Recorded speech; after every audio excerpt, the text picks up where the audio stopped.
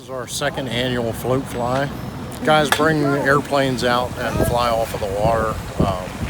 We call it the float fly because they have floats on the bottom of the airplane.